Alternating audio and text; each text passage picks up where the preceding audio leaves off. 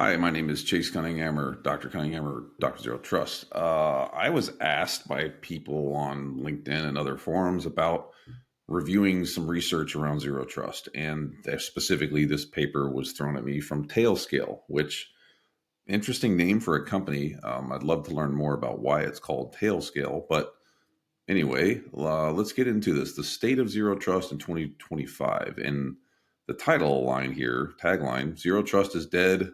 Long live Zero Trust. Okay, I'm going down the rabbit hole. So, table of contents, cool. Introduction, CEO. It's 2025 and the perimeter is dead. Sure. It's time for an update. Most companies know this. Our latest survey suggests Zero Trust has become the new checkbox buzzword. Ouch, but okay. Unfortunately, saying Zero Trust and actually doing are two very, very different things. Fair. Number one, everyone's frustrated. Sure, IT teams are overwhelmed by tool sprawl and manual processes. Security leaders are stuck enforcing policies. Users constantly work around. Engineers just want to get things done. Okay. Zero Trust is half deployed at best. Pretty broad blanket statement, but let's research this a little bit. Nearly every organization that they talk to in the survey is what they mean, says they're on a Zero Trust journey, which is a polite way of saying they aren't done. Sure.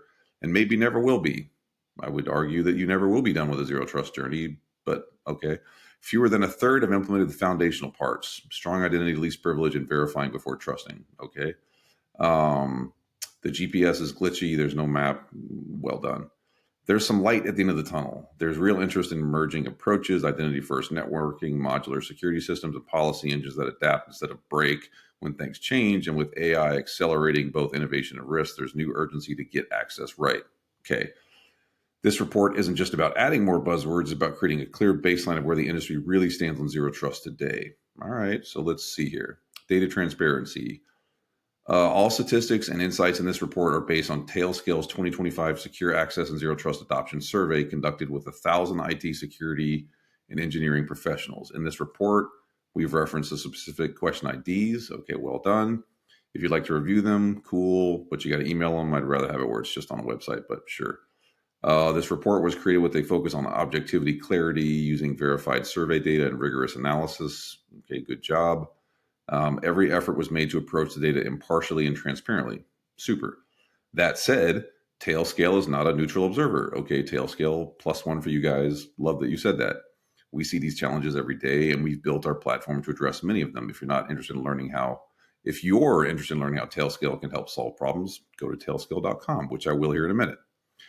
Methodology. Tailscale conducted the survey in partnership with Kelsey White and Pure Spectrum. Got 1,000 folks, IT, etc., US and Canada. Management level people, about 2/3 of the sample. C-suite was about 20-something percent. In April 21 to 28. That's pretty fast for a survey. That's only 7 days. Okay. There's your stats on entry level. So obviously focus on executive suite, director, and manager and above. Cool. Executive summary, Zero Trust in theory, not in practice. Okay. So let's see. Access and connectivity redesign priorities. And this is from the research. Only 1% of all the people they surveyed report being satisfied with the status quo. Okay, good. 49% want stronger security. Sure. 45% want increased speed and performance. 38% want systems that scale for growth. 33% want to save money. Interesting that one's fourth in the row there. 32% want a better UI. 30% wanting integration. 26% need more automation. 25% want better access controls and visibility.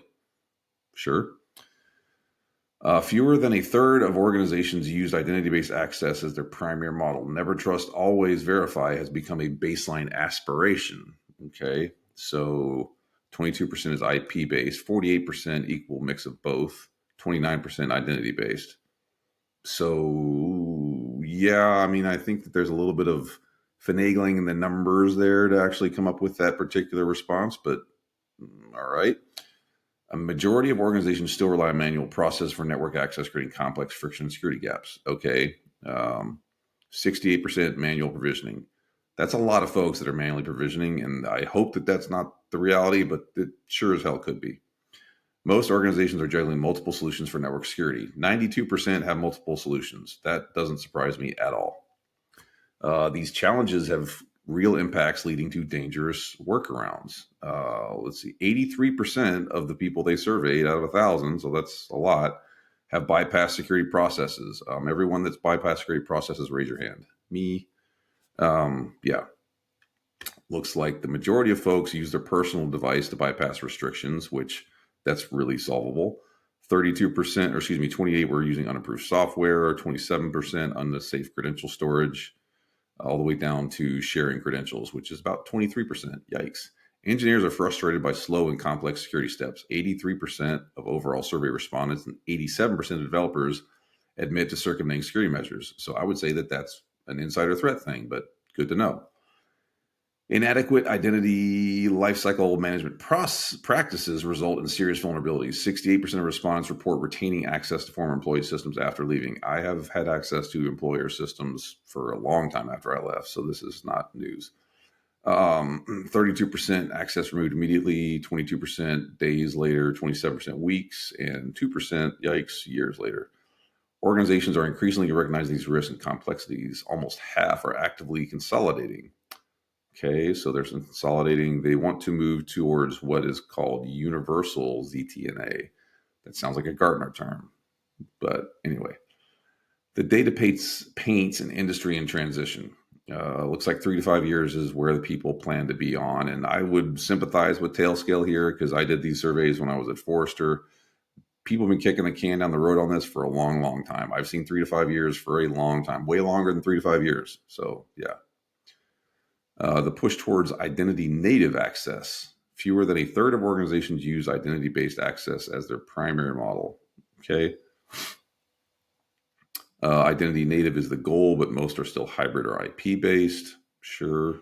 Executive understanding or lack thereof is a barrier. A lack of understanding at the executive level hinders zero trust initiative.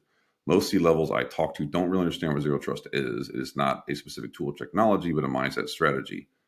One industry representative noted in a recent social media conversation.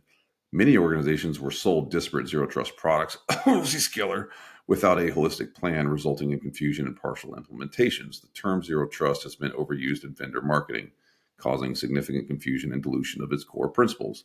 In short, companies know they should never trust, always verify, but translate that in practice. So, first part on the C-suite folks, are they illiterate? Can they not read? Or are we as a market not doing enough to really get in front of them? Because there's a whole lot of information out there about how to do zero trust and the strategy. There's books, there's conferences, there's fucking YouTube channels. There's plenty of stuff. So I would say that they probably are exposed to it, but it's interesting to see that they're still not familiar with zero trust. Legacy infrastructure is hard to replace. Yeah. Reasons for delaying or deprioritizing network or security upgrades. 90% have delayed them. Yeah, totally.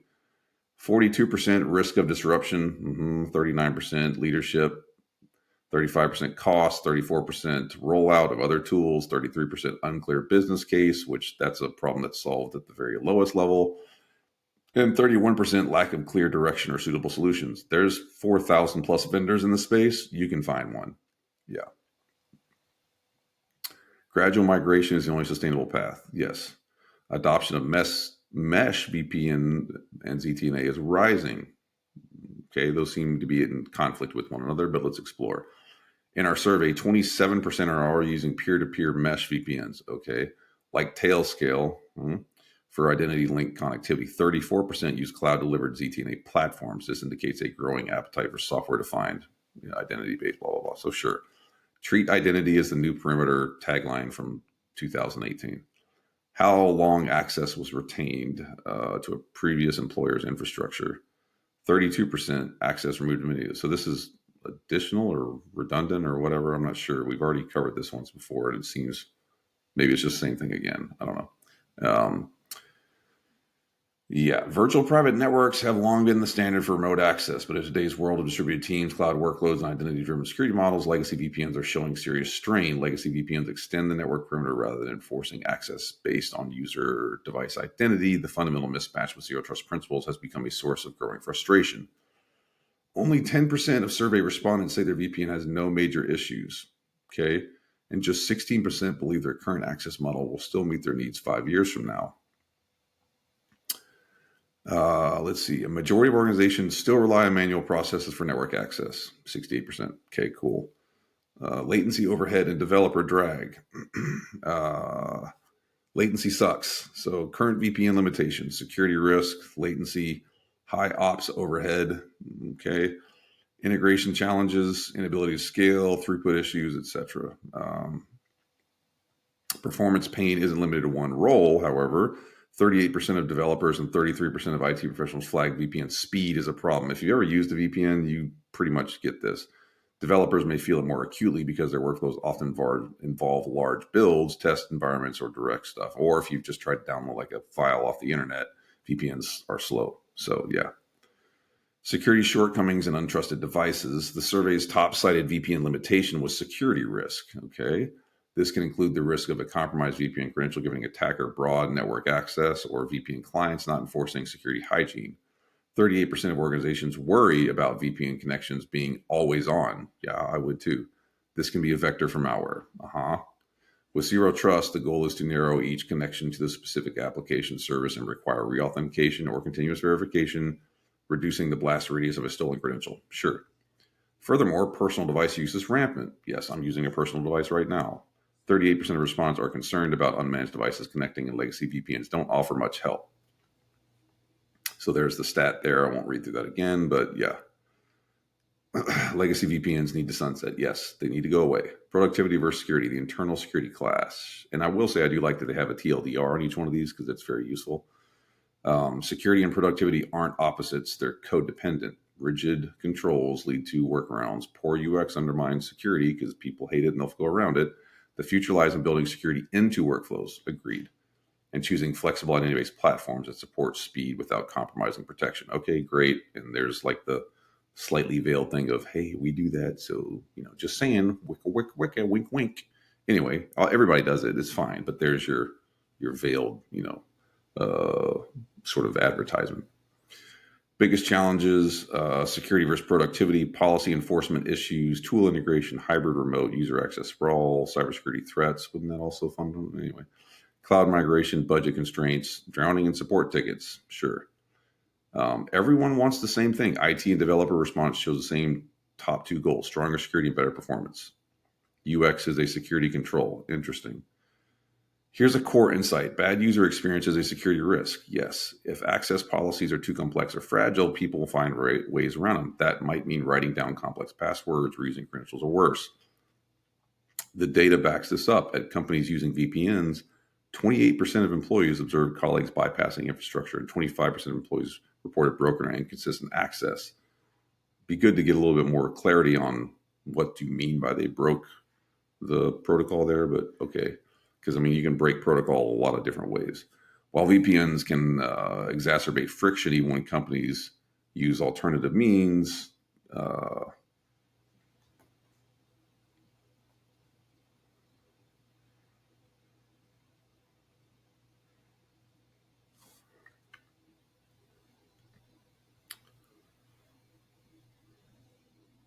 as one industry expert recently put it succinctly, if it's not usable by employees, it won't get used. Totally legit. Agree. Yes, absolutely.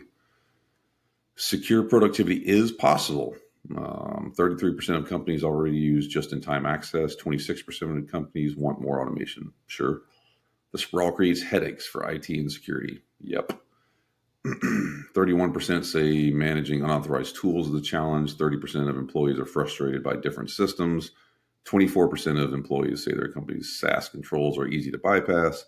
100% of employees say that they don't want to do security if it's not their job. So, et cetera, et cetera. Security trends and the road ahead. Zero trust gets concrete with focus on unified policy and visibility. As part of the overall effort, absolutely, totally agree. But it's not just that. So, how long current setup will meet needs? So currently, what you have, most people think they got a couple years left, maybe 3 to 5. Yeah, automation, AI, and the shift to adaptive security. This is where AI, even though it's machine learning powered this whole thing or whatever else. But yeah, it makes a lot of sense. It'll work very well. This is where policy engines are so beautiful. So there you go. What's next? Tailscale's predictions. Identity will become the foundation of access architecture. I would suggest that that's already kind of adopted or accepted, but maybe not in practice. So, okay. Implicit trust in networks will disappear. I hope so. VPNs won't vanish, blah, but they'll be redefined. They'll probably move towards this, ZTNA, peer-to-peer mesh architecture thing. Okay.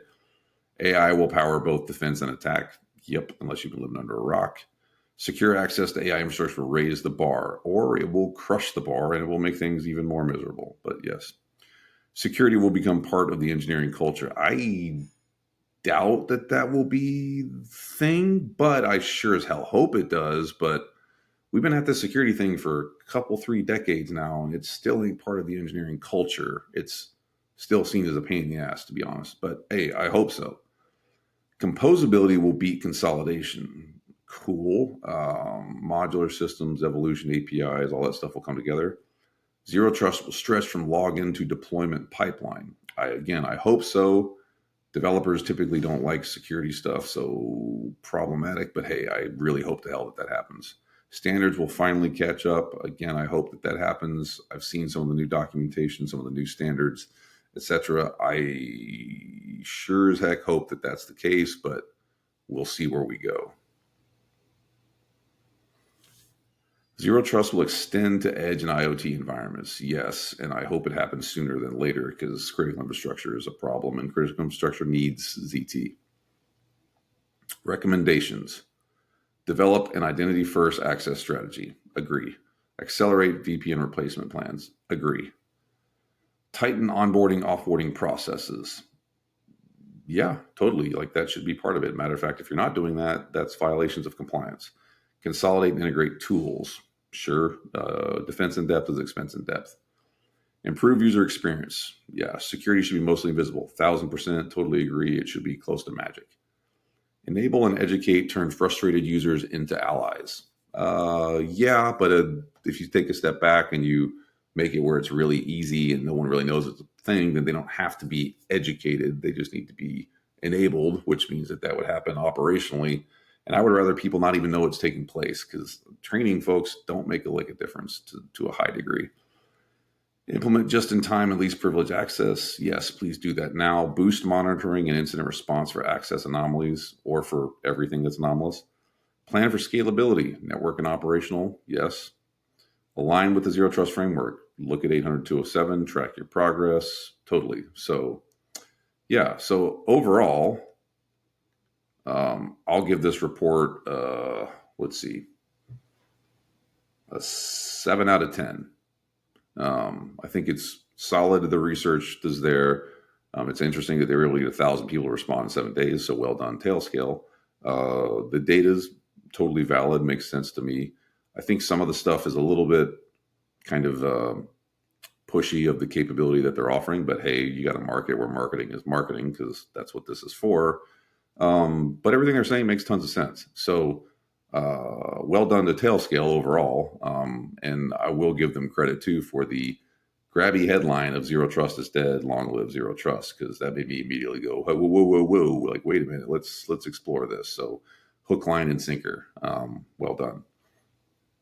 That being said, looking at their site, and we'll go over there and look at that too, just because I think that would be valuable. And this is not an endorsement or anything along those lines. This is just like, you should check this stuff out because I think that they've put some interesting work into it. So legacy VPN belongs in the past. They've got a free version. Cool. I'm going to play with that later. Maybe I'll do a review or something like that. But I'm going to play with that on my own. Tailscale makes secure networking easy, point-to-point connectivity. Okay. Zero config, no fuss VPN. WireGuard-based VPN. So that's where that thing came from. Okay, cool. Secure access, and there it shows you how that works, and there's a little bit of code. Site-to-site networking, Tailscale for enterprise, so onboarding, SSH, session recording, audit logs, all the things that you would want there, and lots of integrations. Just for shenanigans' sake, let's see how this works. Okay, wire guards, data plane, hub and spoke. Okay, makes tons of sense. WireGuard's different. Yep. So there's kind of how that plays its 100 plus integrations. Connect your first device in 5 minutes or less. Then there's mesh networking, and here's all your nodes and mesh. We know what this is, folks. Key exchange, coordination server, which that diagram is basically that diagram. Okay. And two-factor, 2FA. There's your Active Directory integration, clients. And then there's your NAT stuff, natting for the NAT. And encrypting. I like that. There's the derp. Cool. So anyway, go look at their stuff on your own. It's it makes tons of sense to me. I think that is a valid approach to replacing and aging off of the VPN. I'm not intimately familiar with Tailscale, but seems like it lines up on what we would expect from a zero trust related solution, policy engine, all those things. And their report, fairly solid, 7 out of 10. And I'm grading pretty hard here. So good research. Couple things of tossing in marketing shenanigans and whatever else. But hey, that's how you pay the bills. So makes tons of sense. And they weren't like overtly pushing buy our stuff because we do these things. It was more, here's the research. We do offer that capability, and if we can help you, reach out to us. So yeah, I'm cool with that. I like that. Anyway, that's my review of Tailscale, and I think they have a free version that'll do a few devices or whatever. So go try it out. I think I will go play with it and just throw it on some machines and see what I can do with it. Anyway, stay smart, stay safe, stay secure. Don't move your head like a weirdo like I just did. And I'll catch you on the next one.